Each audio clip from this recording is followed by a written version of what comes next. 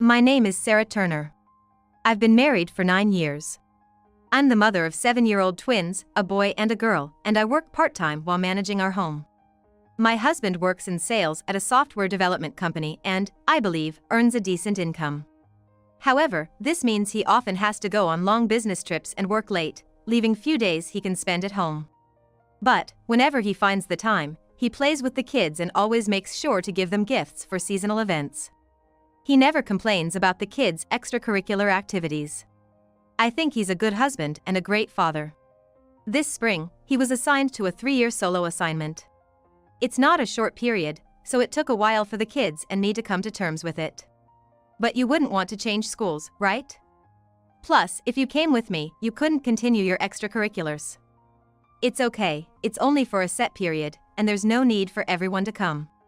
Although it was hard, we ultimately decided to see him off. Even after he left, he kept in touch with the kids regularly. He would come home for birthdays, Christmas, and during the long vacations, spending wonderful times with us. But that was only for the first year. As time passed, the frequency of his calls gradually decreased. Now, in the 3rd year, winter has come, and he hasn't come home once. Soccer games, piano recitals, summer camp. He started breaking promises he made to the kids without a second thought. I get that work is tough, but please keep your promises to the kids. I'm not busy because I like it, you know. The kids are missing you. I know. But what can I do? It's work, after all. He said irritably and hung up the phone quickly. Lately, he's been harsher towards me as well. Surely, he must be very busy with work. After all, the 3-year assignment ends with the new year. I'm sure things will go back to how they were with my husband. I kept telling myself to just be patient until then. What do you mean you can't come home? I got called into an unexpected business meeting. There's nothing I can do about it. Today is the kid's birthday, you know? I know. I've transferred money for gifts, so they can buy whatever they like with it. Cut it out. Have you forgotten what the kids told you last time? They said they don't want presents, they just want to eat cake with you. To my indignation, my husband sighed deeply and replied, "Look, I'm sorry, but can't you try to understand my situation a bit more? Excuse me? I'm working hard for our family, and it hurts to be criticized like this." It was as if he was suggesting I was the one being unreasonable, and I was speechless for a moment. Also, my assignment's been extended a bit longer than planned. So, I'll be staying here for a while longer. Wait, what? It was supposed to be for a limited time, wasn't it? If I work hard here a bit longer, I might get a promotion. In that case, we'll come over there. Why would you do that? It's obvious, isn't it?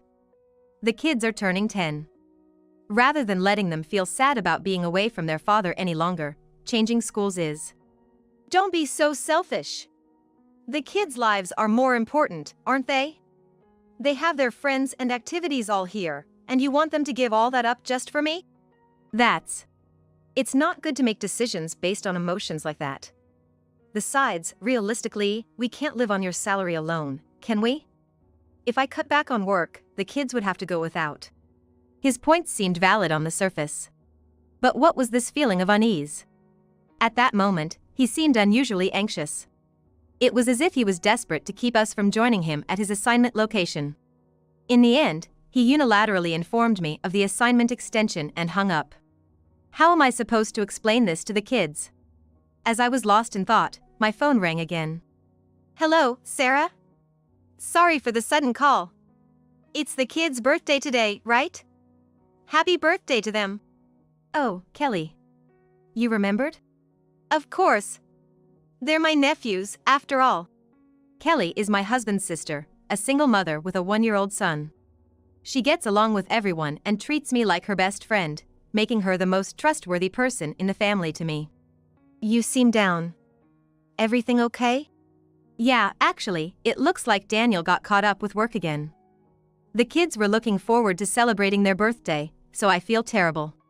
What? Again? Breaking a promise to the kids like that is just awful of him. Wait up. I'm gonna come over with a cake and my son right now. Saying that, Kelly abruptly hung up and, true to her word, showed up at my house with a cake within the hour. She also helped with cooking and played with the kids. Thanks to Kelly coming over, even after I told the kids Dad couldn't make it because of work, they were able to celebrate their birthday without feeling disappointed. Seriously?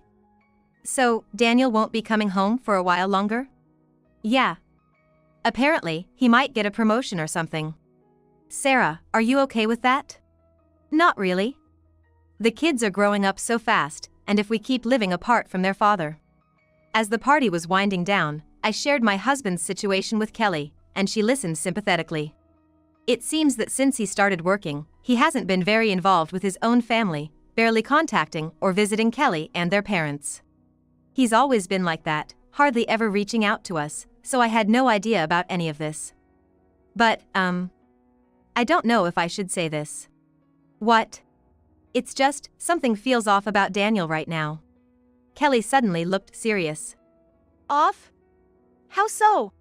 Well, it's just, his behavior reminds me of my ex-husband. Kelly's words made my heart skip a beat. My ex was always busy too, always all about work. When I was pregnant with our son, he went on a month-long business trip to a tourist spot. When I said I wanted to visit, he suddenly got all panicky, telling me not to strain myself because I was pregnant and how it would be terrible if anything happened. And that was after he had never shown any interest in the pregnancy. That does sound suspicious. Yeah, and when I finally went to surprise him, I found out he was living with his mistress. Just ridiculous. That's tough. I'm sorry you went through that. It was all I could do to respond, feeling drained. Hearing Kelly's story made all my worst fears seem all too real. Honestly, I hadn't been completely without suspicion. But he's the father of my children, and I wanted to believe that, despite the distance, our hearts were still connected. I still want to believe that. Oh, I'm sorry.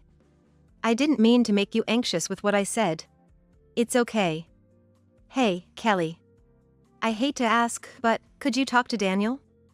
Lately, he hardly listens to me. Of course. I've been wanting to give him a piece of my mind anyway. Kelly readily agreed with a smile. Having someone like her during times when I feel alone is truly a blessing. Exactly 1 week later, Kelly came over to my house again. But that day, Kelly had a very serious look on her face and said, "Sarah, your husband's trouble. You'd better leave him ASAP." What? What happened all of a sudden? I went to check out Daniel's place. And guess what, there was a woman there. Oh. I almost collapsed. Having somewhat anticipated this might happen. There were signs, and I suspected he was hiding something. But having it confirmed was a massive shock. Did you talk to Daniel? No, he wasn't home when I went. It was the woman who answered. I see. What's this other woman like? Well, it's not an affair. What do you mean? It's worse than an affair. It's bigamy. A month later. As usual, I called my husband, with the kids excitedly waiting by my side to talk to their dad. I switched to video call to show him the kids' faces, but he was hesitant to switch his screen on. Hello? I switched to video call to show him the kids' faces, but he was hesitant to switch his screen on. And for some reason, I could faintly hear a baby crying on his end. Is there a baby there?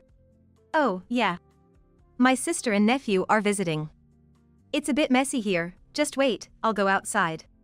As my husband opened the front door, he was met with the smiling faces of Kelly and me.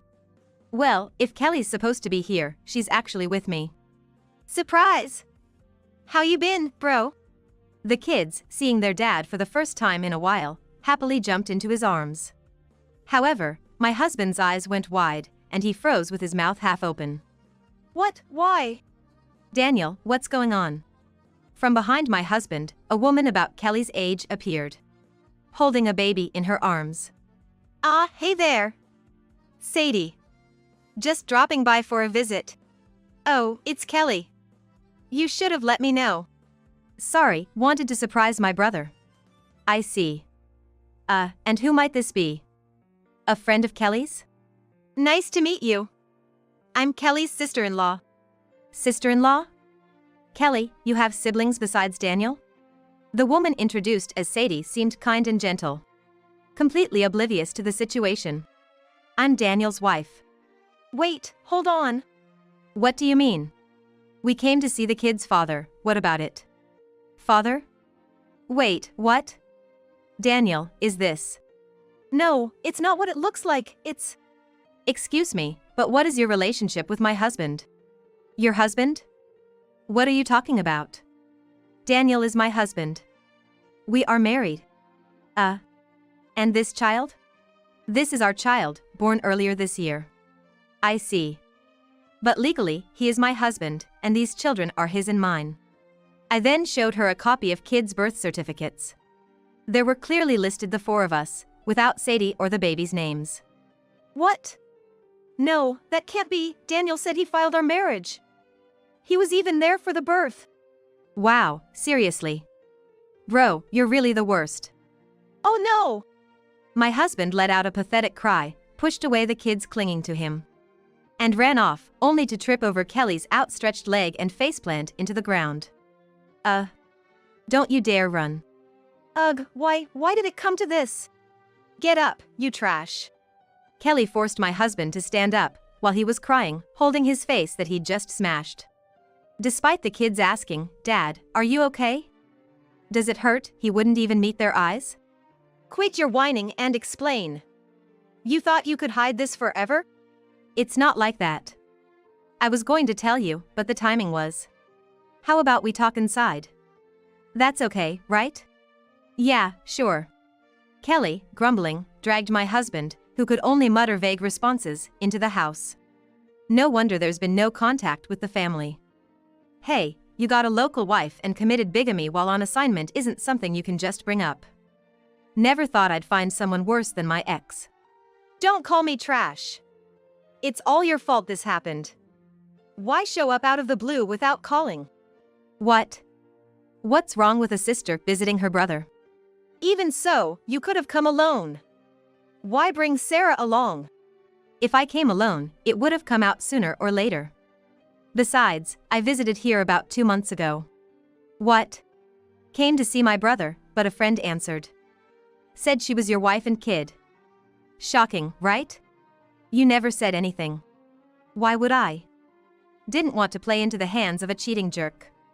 You've been playing house with my friend as your local wife for 2 years? Hurting your own wife and kids, and my friend too. Makes me sick to think you're related. That doesn't mean you had to tell Sarah, hurting her on purpose. So if I kept quiet, nobody gets hurt, and that's okay with you? Gross. Shut up. I've always hated that about you. As if I'd keep quiet. I love my sister too much. And stop trying to shift the blame onto me. Are you kidding? If you hadn't meddled, this wouldn't have happened. Was he always this dumb? I can't deal with this. I'm gonna go play with the kids.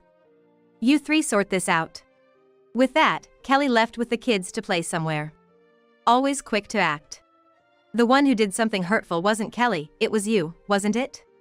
Daniel, this is a joke, right? Sadie, still unable to grasp the reality, tearfully confronted my husband. You said we weren't married, that you'd take responsibility for our child. We even went to checkups together, picked out names, talked about a belated honeymoon. I'm sorry. It was all lies. I see, so that's why you couldn't come back home. 2 years ago. That's when you started treating our family carelessly. I wonder why I didn't notice until now. I'm sorry, to both of you, I'm really sorry. My husband was sobbing, rubbing his forehead against the floor. This child is really yours? You acknowledged paternity? Yes. I'm just curious, but did you really think you could keep this hidden forever? You must have imagined what would happen if it got out, right? Well, when I first got assigned, I couldn't fit in at work. I was struggling all alone away from my family, and when I didn't see any results, I got so frustrated I went out drinking. That's where I met Sadie, the waitress there. We got close after I kept going back, and one thing led to another. I don't care how you two met. Answer the question. I hadn't really thought about what would happen if it got out. But living with Sarah and the kids, and having her by my side, it just felt so right. Work started going well too, and before I knew it, Sadie was pregnant. I see. So you found yourself in a situation you couldn't get out of? Lying about being single, pretending to have filed a marriage certificate. What have you done? Just saying it out loud made it seem even more unbelievable. My anger had come full circle to disbelief. I could only sigh deeply. Sadie, holding her sleeping child, was staring blankly, completely stunned. I'm deeply sorry for my husband's actions. I offered my sincere apologies. It seemed clear she had no idea my husband was already married. It's terrible. I trusted him. I thought we could definitely be happy together. I even told my parents and friends, and they celebrated with us. That's terrible. My sympathy for Sadie naturally came out in my voice. Considering she's about the same age as Kelly, she must have started dating my husband in her 20s. Given the timeline, this child is undoubtedly my husband's and hers. To think she got caught up with such a fool for 3 years. And even had a child. I'm filing for divorce. I'll demand a lump sum for child support. Having an affair in company housing is serious, so I'll have to report it to his employer too. Oh, but it would be a problem if he got fired. Then he couldn't pay alimony. Wait, please! Based on your salary, the going rate is about $1,000 per kid per month, so $2,000 a month for both, which is $24,000 a year. The kids are 10 now, so for the next 10 years until they're adults. You love your job, so it shouldn't be an impossible amount for you to pay, right? I don't want a divorce. After all this, what are you saying? You're the one at fault here. You don't get to say you don't want a divorce. It's fine. If we divorce, you can officially marry Sadie. No way. What? What do you mean no way? What about me and this child? It's not like that. I care about both Sarah and Sadie. What? I ended up loving both, so it can't be helped. Hearing my husband declare this so loudly left both me and Sadie speechless. I realized something over these 3 years. The kids, my job, everything is important to me. I can't do without any of it, and I can't just choose one over the others. That's why I've been making everyone happy. What is he even talking about? For a moment, I thought my head or ears were malfunctioning. I've been putting more into our household expenses to make sure Sarah and the kids aren't struggling, and here, I've been living properly as a family with her and the child. Looking at Sadie, she was just as shocked, her mouth agape in astonishment. Good, it wasn't just me thinking his words were madness. The promotion isn't a lie. If I work harder here, I can climb higher. I can provide a better life for both families. I'll buy everything you want, make sure you don't lack anything in terms of education or hobbies. I'll make everyone happy. So, shut up. That moment might have been the most authoritative my voice has ever sounded. Excuse me? What's all this nonsense about caring for me, Sadie, the kids, and your job? Making everyone happy, really? Are you out of your mind? Why are you angry? Isn't it natural to want to make everyone happy because they're all important to me? Don't joke with me. You haven't made anyone happy. You're just about to make everyone miserable. Don't you see? I shouted with all my might. Not caring that the baby woke up and started crying. Hey, calm down. The baby's crying. Shut up. Do you have any idea how lonely and anxious me and the kids have been while you were playing house with her? The soccer games. The piano recitals. How hard do you think? How hard they worked just to get praised by you. They did it all for that. And you just trampled over it with I have work. Is that what you call making us happy? I knew it was bad I couldn't show my face, but my earnings are why you could afford those activities. So you think sending money and letting the activities continue makes you content? Do you know what that means? It's like declaring yourself an ATM. And in exchange for not coming back to us, you've been physically present here for Sadie and this child as a husband and father. That's about it, right? Yeah, what's wrong with that? My kids had me all to themselves for 7 years, so it's only fair this child gets me to herself now. They're the older siblings, after all. Disgusting. Don't talk about those kids. Don't drag them into your twisted worldview. And if that's the case, you could have just told us openly. I need to make my other wife and child happy, so I can't come back. But no, what did you say?